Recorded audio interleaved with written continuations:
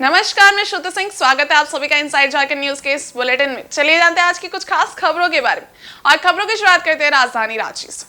झारखंड के मुख्यमंत्री चंपई सोरेन ने गीता कोड़ा के भारतीय जनता पार्टी में शामिल होने पर अपनी प्रतिक्रिया दी है। कहा है कि गीता कोड़ा के भाजपा में शामिल होने से कोई दिक्कत नहीं है। कोल्हान के 2 MP सीटों पर बीजेपी का खाता नहीं खुलने दिया जाएगा। झारखंड विधानसभा में पेश होने वाले बजट पर उन्होंने कहा कि ये झारखंड के हित में रहेगा। कोल्हान में कोई दिक्कत नहीं है। पिछले बार विधानसभा में हम लोग खाता नहीं खुलने दिया है ना, इस बार उधर में कोल्हान में 2 MP सीटें है, वहाँ बीजेपी का खाता नहीं खुलेगा। वो तो हमारा गठबंधन का है, हम लोग विचार कर लेंगे। अभी हमारा गठबंधन है, विचार कर लेंगे। सदन लेके सदन चल रहा है अभी तक। क्या है, इतना देरी तक हम लोग सदन तो चले रहा है। विपक्ष के ऊपर कोई मुद्दा नहीं है, इसीलिए नहीं है। ये झारखंड के हित के लिए है, झारखंड हित के लिए है। और झारखंड विधानसभा बजट सत्र के तीसरे दिन फिर से भाजपा विधायकों का हंगामा सदन के बाहर देखने को मिला। भाजपा विधायक लगातार सरकार के विरोध में नारे लगा रहे थे। काफी देर तक यह हंगामा चलता रहा। सीबीआई से जांच कराना होगा। वहीं JSSC परीक्षा प्रश्न पत्र लीक मामले की जांच CBI से कराने की मांग की। विधानसभा में मंगलवार को बजट पेश होना है, जिसे लेकर भाजपा ने सरकार पर तंज कसा। भाजपा का कहना था कि पिछली बजट की पूरी राशि सरकार अब तक खर्च नहीं कर पाई है। ऐसे में मार्च के महीने में पैसे का लूट खसोट करने के लिए ये बजट लाया जा रहा है। झारखंड सरकार हाय हाय हाय हाय, झारखंड सरकार सरकार ने तो ऑर्गेनाइज तरीके से जो है पहले JPSC पे घोटाला किया और अभी ये जानते हुए दागी लोगों को जो है एजेंसी बनाया गया, जिनको कि बिहार में और कर्नाटक वगैरह में डिबार किया गया है। तो ये तो सरकार ने इसमें एक अपॉर्चुनिटी ढूंढा है पैसा कमाने के लिए, इसलिए सरकार कभी भी नहीं चाहेगी कि इसका जांच सही तरीके से हो। लेकिन हम लोग पूरा प्रयास करेंगे, पूरा दबाव सरकार पर बनाएंगे कि इस घोटाले की जांच जो है CBI से कराई जाए। और जमीन अतिक्रमण का मामला लेकर रांची के सदर थाना पहुंचे आदिवासियों के साथ पुलिस पदाधिकारी द्वारा अभद्र व्यवहार व मारपीट करने का मामला अब तूल पकड़ता जा रहा है। सोमवार को झारखंड विधानसभा के बजट सत्र में जहां मांडर विधायक शिल्पी नेहा तिर्की ने इस मामले को सदन में उठाया, वहीं आक्रोशित लोगों ने अल्बर्ट एक्का चौक पर जोरदार प्रदर्शन किया। सदर थाना प्रभारी मुर्दाबाद, मुर्दाबाद, मुर्दाबाद, प्रशासन मुर्दाबाद, मुर्दाबाद, मुर्दाबाद। झारखंड विधानसभा बजट सत्र के तीसरे दिन मांडर की विधायक शिल्पी नेहा तिर्की ने सदन के अंदर इस प्रकार की घटना को काफी दुर्भाग्यपूर्ण बताया। साथ ही सरकार से सदर थाना प्रभारी पर कार्रवाई की मांग की। संसदीय कार्य मंत्री से त्वरित कार्रवाई एवं इसका जवाब भी सदन में ही देने को कहा। वहीं अल्बर्ट एक्का चौक पर प्रदर्शन कर रहे आदिवासियों का कहना था कि झारखंड के डेमोक्रेसी में ब्यूरोक्रेसी हावी है। सदर थाना प्रभारी पर अविलंब कार्रवाई होनी चाहिए। दूसरी ओर इस मामले में सदर थानेदार लक्ष्मीकांत को SSP चंदन कुमार सिन्हा ने लाइन हाजिर कर दिया है। आदिवासियों के साथ गाली गलौज के आरोप में ये कार्रवाई की गई है। इससे संबंधित एक वीडियो बीते दिनों वायरल हुआ था।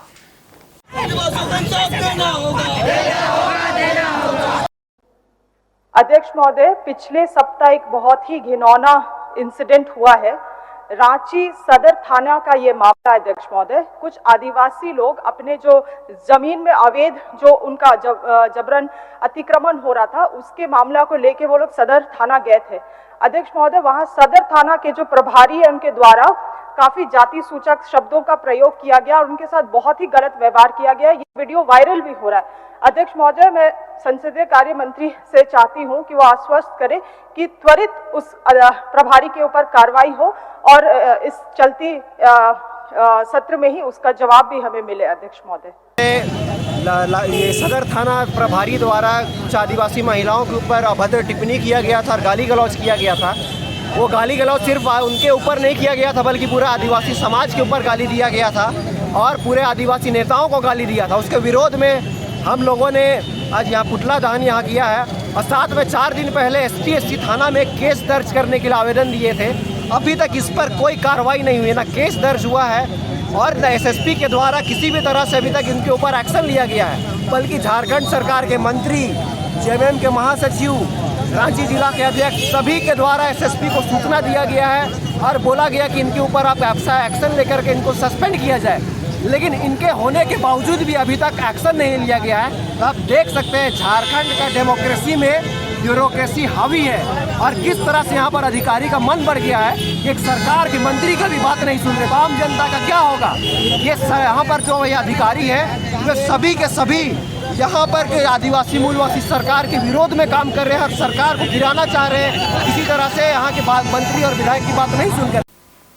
और कांग्रेस से सांसद गीता कोड़ा ने सोमवार को भारतीय जनता पार्टी की प्राथमिक सदस्यता ग्रहण कर ली। भाजपा के प्रदेश कार्यालय में प्रदेश अध्यक्ष बाबूलाल मरांडी ने पार्टी का पट्टा पहनाकर गीता कोड़ा का भाजपा में स्वागत किया। इस पर कांग्रेस ने अपनी राजनीतिक प्रतिक्रिया भी व्यक्त की है। कांग्रेस प्रवक्ता का कहना है कि वॉशिंग मशीन का ढक्कन एक बार फिर खुल गया है। भारतीय जनता पार्टी को कांग्रेस युक्त किया जा रहा है। भाजपा को अपने लोगों एवं कार्यकर्ताओं पर विश्वास नहीं है। इस कारण कांग्रेस के लोगों को लेकर राजनीतिक वंश बढ़ाने का काम किया जा रहा है। 2024 के लोकसभा चुनाव में भाजपा का समूल नष्ट होना है और लोकसभा का 14 सीट महागठबंधन जीतने का काम करेगी। देखिए, भारतीय जनता पार्टी का वॉशिंग मशीन का ढक्कन एक बार आज फिर खुल गया और हमें यह लगता है कि कांग्रेस मुक्त भारत की बात करने वाले ये भारतीय जनता पार्टी और देश के प्रधानमंत्री स्वयं और पूरी भारतीय जनता पार्टी को कांग्रेस युक्त कर रहे हैं। कांग्रेस के लोगों को लेकर के अपने कार्यकर्ताओं का कत्ल कर रहे हैं और एक राजनीति वंश बढ़ाने का, राजनीतिक वंश बढ़ाने का ये सब उपाय है। क्योंकि देश के प्रधानमंत्री को अपने लोगों पर भरोसा नहीं है कि वो हमारा राजनीतिक वंश को आगे लेकर के जा सकते हैं 2024 में। तो बाहर से बोरो करके राजनीतिक वंश बढ़ाने का भारतीय जनता पार्टी लगातार शुरुआत की हुई है। लेकिन हमें यह लगता है कि कोई फर्क नहीं, अलबत्ता दुग्गी पे दुग्गी हो या हो सत्ते पे सत्ता, 2024 में भारतीय जनता पार्टी का पूरा समूल नष्ट होना है और इस राज्य में 14 का 14 लोकसभा सीट महागठबंधन जीतने का काम करेगी। वहीं भाजपा के प्रदेश प्रवक्ता प्रतुल शाहदेव ने कहा कि कांग्रेस और झामुमो कह रही है कि गीता कोड़ा के ऊपर के भ्रष्टाचार के आरोप भाजपा की वॉशिंग मशीन में धुल जाएंगे। ये बेबुनियाद और अनर्गल आरोप है। प्रतुल ने कहा कि इन दोनों दलों को बताना चाहिए कि गीता कोड़ा के ऊपर कौन कौन से आरोप है। क्या किसी आदिवासी महिला का खुद का व्यक्तित्व नहीं हो सकता? ऐसे झूठे और आधारहीन आरोप लगाकर कांग्रेस और झामुमो पूरे आदिवासी और महिला समाज का अपमान कर रहे हैं। देखिए, सांसद गीता कोड़ा जी के आने से जो हमारा झारखंड में 14-0 का लोकसभा का जीत का संकल्प है उसको बल मिलेगा। लेकिन जिस तरह की ओछी बयानबाजी आज झारखंड मुक्ति मोर्चा और कांग्रेस के नेता एक आदिवासी महिला नेत्री के लिए कर रहे हैं, ये शर्मनाक है। वो कह रहे हैं कि गीता कोड़ा के जितने करप्शन के केसेस हैं वो सब धुल जाएंगे। ये बेबुनियाद, अनर्गल और झूठे आरोप हैं। इनको बताना चाहिए कौन से केसेस हैं जो गीता कोड़ा जी के ऊपर में है। क्या किसी महिला का खुद का व्यक्तित्व नहीं होता? क्या कांग्रेस और झारखंड मुक्ति मोर्चा एक आदिवासी महिला के बारे में गलत, अपमानजनक बयान और आरोप लगाकर पूरे आदिवासी समुदाय का, महिलाओं का अपमान नहीं कर रहे? मधु कोड़ा जी के बारे में कहा जाता है कि उनके जितने केसेस हैं वो ट्रायल के स्टेज में इन्वेस्टिगेशन खत्म हो चुका है, कानून अपना काम करेगा। लेकिन क्या किसी महिला का खुद का व्यक्तित्व नहीं होता? गीता कोड़ा जी हमारे पाले आ गई तो इनको इतनी मिर्ची लग रही है कि अब ये गीता कोड़ा जी पर झूठे आरोप लगा रहे हैं। कांग्रेस को पता है ना कि 2024 में भारतीय जनता पार्टी और एनडीए 400 पार रहेगा और 24 में कांग्रेस 24 पर सिमट जाएगी। बहरहाल झारखंड की राजनीति में संताल और कोल्हान के क्षेत्र की बहुत अहमियत है। गत 2019 के लोकसभा चुनाव में भाजपा ने झारखंड की 14 में से 12 सीटें जीती थी और चाईबासा व राजमहल सीट को पाने में असफल रही थी। गीता कोड़ा के भाजपा में आने से ऐसा माना जा रहा है कि कोल्हान में भाजपा मजबूत होकर उभरेगी। वहीं केंद्रीय मंत्री सह खूंटी लोकसभा के सांसद अर्जुन मुंडा ने खरसावां में 14 लाख रुपए के सांसद फंड से बने महिला समूह के सखी मंडल भवन का उद्घाटन किया। इस अवसर पर उन्होंने महिलाओं के सशक्तिकरण पर जोर दिया। सांसद से केंद्रीय मंत्री अर्जुन मुंडा ने महिला समूहों को संबोधित करते हुए कहा कि देश के प्रधानमंत्री नरेंद्र मोदी इस वर्ष को नारी सशक्तिकरण वर्ष के रूप में मना रहे हैं। वर्तमान समय में नारी महिला समूह में जुड़कर आत्मनिर्भर बन रही हैं और देश के विकास में महत्वपूर्ण भूमिका निभा रही हैं। ये सखी मंडल भवन नारी शक्ति को बढ़ाने के उद्देश्य को पूर्ण करेगी। उन्होंने कहा कि इस वर्ष को नारी शक्ति वर्ष कहा गया है। आप सभी रोजगारोन्मुखी कार्य से जुड़कर कैसे आगे बढ़े, इस पर काम होना चाहिए। आप सबों के लिए अनेक अवसर है। इसके पूर्व महिला समूह की क्लस्टर अनीता सॉय ने केंद्रीय मंत्री अर्जुन मुंडा का आभार व्यक्त करते हुए कहा कि 3 पंचायत की सैकड़ों महिला समूह को बैठने की कोई व्यवस्था नहीं थी। केंद्रीय मंत्री के प्रयास से सभी को जगह मिली। सखी मंडप का निर्माण सांसद निधि से हुआ। यहाँ की महिलाएं बहुत जागरूक हैं। एफपीओ बनाई हैं और एफपीओ के माध्यम से 1000 महिलाएं जुड़ी हुई हैं और इसका लक्ष्य है कि 1500 महिला को स्टेक होल्डर बना करके इस क्षेत्र के कृषि क्षेत्र में, वनोपज में और इस तरह के जो एलाइड प्रोडक्ट मैनेजमेंट है उसको यहाँ से मार्केटिंग करेंगे। और मुझे बहुत खुशी है कि इसमें कुछ स्वयंसेवी संस्था लगे हुए हैं, तो कुछ स्वयं सहायता समूह लगे हुए हैं, कुछ जिसे JSLPS जैसे झारखंड प्रांत के दृष्टि से कार्य करने वाले लोग भी लगे हुए हैं। सब मिलकर के जो उद्देश्य है माननीय प्रधानमंत्री जी का कि और जिसको घोषित किया गया कि इस वर्ष को नारी शक्ति वर्ष के रूप में हम मनाएं और नारी के लिए जितना ऐसा सुविधा जिसके माध्यम से वो अपनी क्षमता का अधिक से अधिक उपयोग कर सके। और राजधानी रांची में मंगलवार को आयोजित झामुमो की संकल्प सभा में शामिल होने के लिए डुमरिया प्रखंड कमेटी के पदाधिकारी व समर्थक मुसाबनी से रवाना हुए। वैसे धुरवा के विधानसभा मैदान में आयोजित इस सभा में पूर्व मुख्यमंत्री हेमंत सोरेन की गिरफ्तारी और केंद्रीय एजेंसियों के दुरुपयोग का विरोध किया गया। रांची में झारखंड मुक्ति मोर्चा द्वारा आयोजित संकल्प सभा में शामिल होने झामुमो के डुमरिया प्रखंड कमेटी के अध्यक्ष मिर्जा सोरेन के नेतृत्व में पदाधिकारी व समर्थक बस से रांची रवाना हुए। इसमें काफी संख्या में कार्यकर्ता शामिल थे। इससे पूर्व मुसाबनी 1 नंबर में कार्यकर्ताओं ने जमकर नारेबाजी की। उसके बाद यहां से एकजुट होकर आगे की ओर चल पड़े। मिर्जा सोरेन ने कहा कि जब तक पूर्व मुख्यमंत्री हेमंत सोरेन को जेल से रिहा नहीं किया जाता तब तक झारखंड मुक्ति मोर्चा का आंदोलन जारी रहेगा। मौके पर मुसाबनी अध्यक्ष प्रधान सोरेन, केंद्रीय सदस्य कान्हू सामंत, शंकर चंद्र हेम्ब्रेम आदि उपस्थित थे।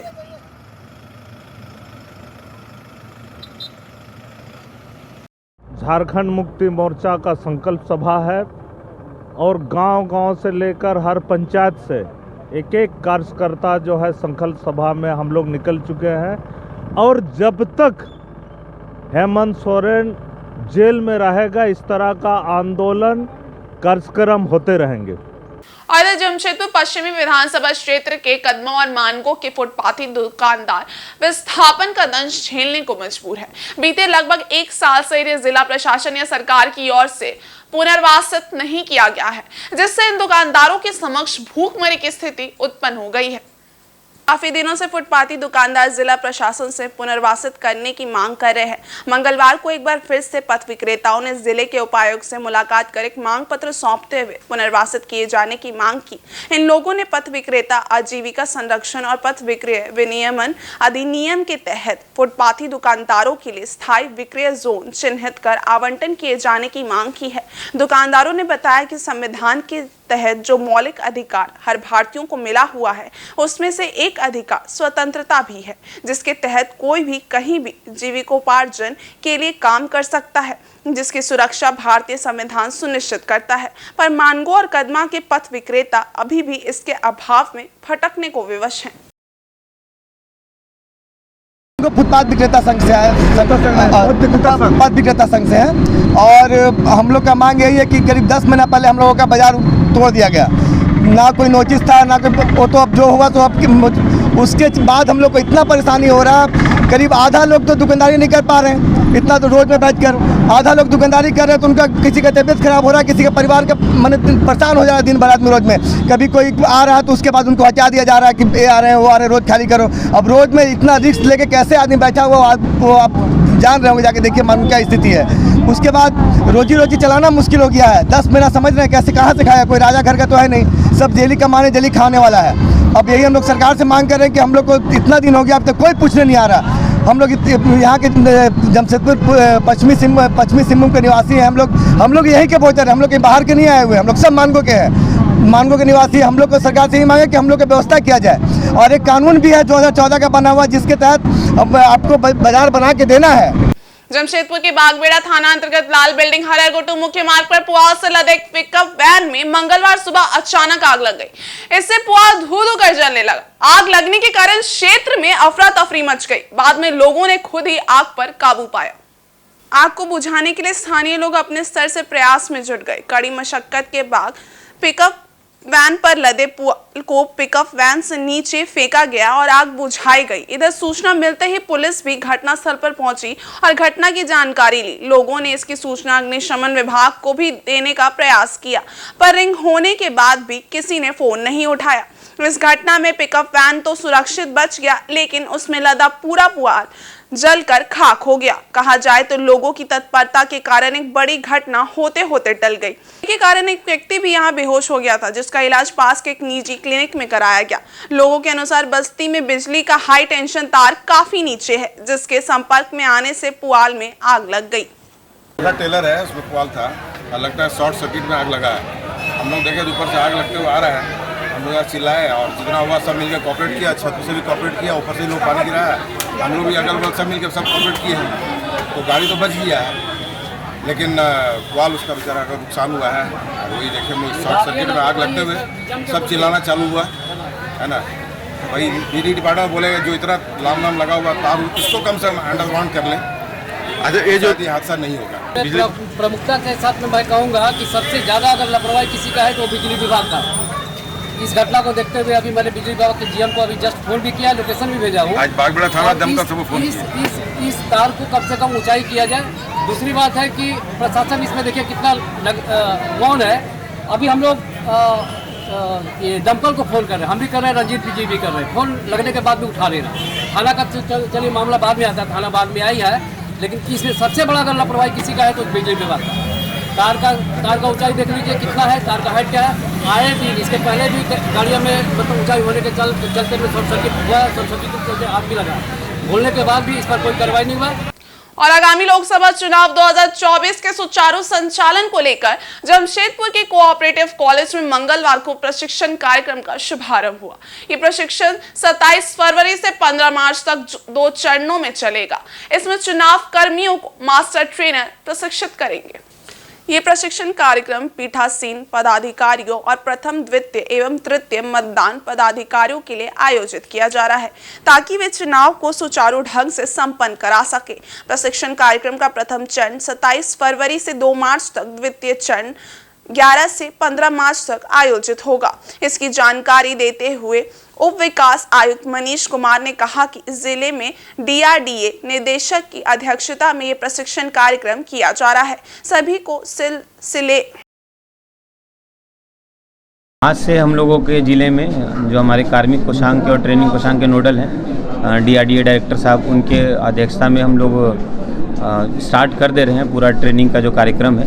और जितने भी हमारे प्रिजाइडिंग P1, P2, P3 हैं, और इसमें उपायुक्त महोदय के निर्देशानुसार हम लोग जो भी ट्रेनिंग के गाइडलाइंस हैं, मॉड्यूल्स हैं जो हमें निर्वाचन आयोग से मिला है, उसको सभी मास्टर ट्रेनर्स साझा करेंगे। लोगों जो हमारे पूरी पोलिंग पार्टी उनको बताएंगे, और हम लोग कोशिश करेंगे कि कदाचार मुक्त हम लोग जो चुनाव की प्रक्रिया है उसको अच्छे से करवा सकें।